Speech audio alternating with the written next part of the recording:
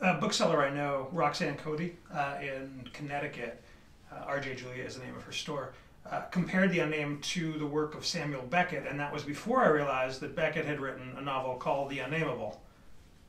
And it was also before I saw that you had listed that book among the others in the trilogy as one of your favorites, an influence of some sort.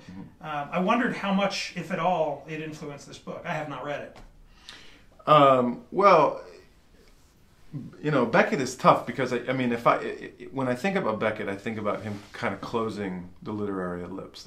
I think it starts with Don Quixote. It starts with Cervantes, and it's the sprawling, ever recursive, ever digressive novel that goes on, and is self-referential, and spans a lot of different. I mean, it's very comedic, but it's also very touching and all this.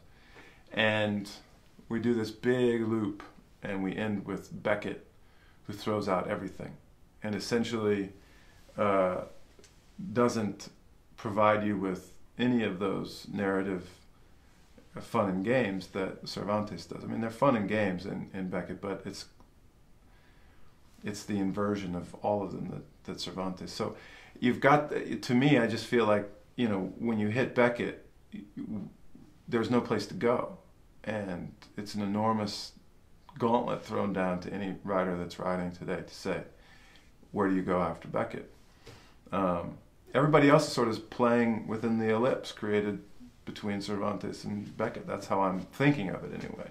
There was part of me that wanted to say, well, what if Beckett were writing as an American writer in 2005 or 10 or whatever, and was a realist? Now, I mean, I think the obvious answer to that is Beckett would say he was a realist, and I tend to think that that's true. But with the nitty-gritty, with the medical detail, and all the stuff that he obviously was far above. You know, I mean, his approach to writing was so sophisticated that it's impossible to think of anybody really touching his coattails. But I thought, why not try to be as ambitious as possible and write a book about a character that's like the creature in The Unnameable, or Malloy, or even Malone,